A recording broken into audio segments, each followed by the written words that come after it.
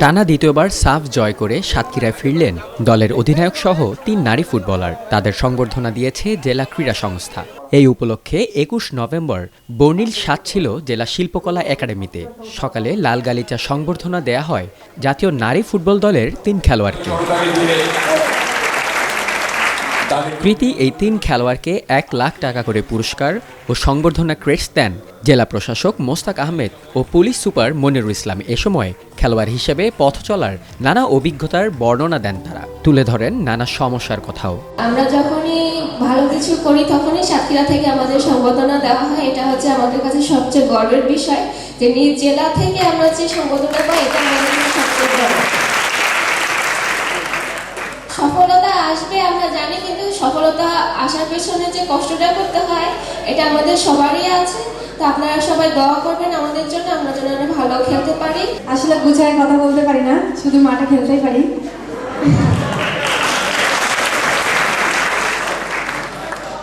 তবে আমরা যখন কোনো টুর্নামেন্ট জিতি,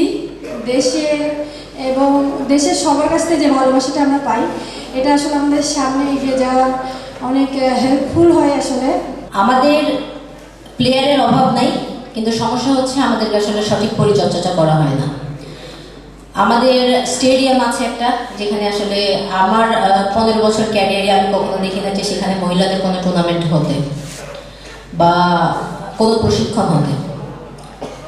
সো এটা হচ্ছে আমাদের জন্য দুঃখজনক। তবে আমি খুবই করে চাই যে আমাদের জেলা ক্রীড়া সংস্থা, আমাদের ডিএফএ, তারা যেন আসলে এই জিনিসগুলো আপনার সহযোগিতা নিয়ে, এবং তাদের কী লাগবে বিশেষ করে আমাদের সাতক্ষীরা থেকে প্লেয়ার ওঠানোর জন্য, সেটা সব ইভেন্টেই, কারণ এটা হচ্ছে আমাদের দরকার। কারণ আমরা চাই না যে শুধু ভালো রেজাল্ট করে আসলে আমরা সংবর্ধনা পাই।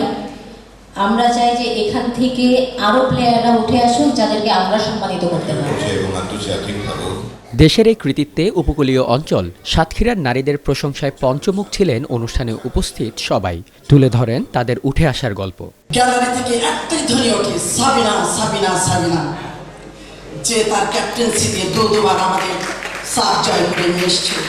যখন ফাঁকা পেয়েছি, সকাল, দুপুর এবং বিকেল, যখন সুযোগ পেয়েছি তাদেরকে নিয়ে মাঠে দিয়েছি।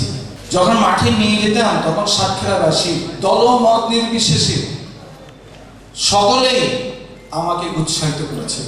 যখন হোস্টেলের ভিতরে দিয়ে আসলাম, ছোট্ট মেয়ে ক্লাস 5-এ পড়ে, আমরা যখন চলে আসছি গ্রিলটা ধরে প্রচুর কান্না করছে, আমরা ফিরে আসতে পারছি না। আমরা দুজনে প্রচুর কান্না করছি। এর জন্য অনেক সময় দিতে হয়েছে, অনেক শ্রম দিতে হয়েছে, এবং শ্রম যদি দেয়, কেউ যদি কারো যদি লক্ষ্য স্থির থাকে, তাহলে বলে যে জয় তার অবশ্যম্ভাবী, তাদের সাকসেস আসবে। আসলে আমরা যে গৌরব অর্জন করি, কৃতিত্ব যেটা, এর পিছনে কিন্তু অনেক ত্যাগ এবং তিতিক্ষা। যারা এটা অর্জন করেছেন তারা জানেন, গৌরব কিন্তু সহজ ব্যাপার না। এখানে কি 3জন প্লেয়ার আছে, তারা ক্রীড়াঙ্গনে তারা কি অনন্য স্বাক্ষর বয়ে গেছে। গণসংবর্ধনার এই আয়োজনে উপস্থিত ছিলেন বিভিন্ন শ্রেণী পেশার মানুষ।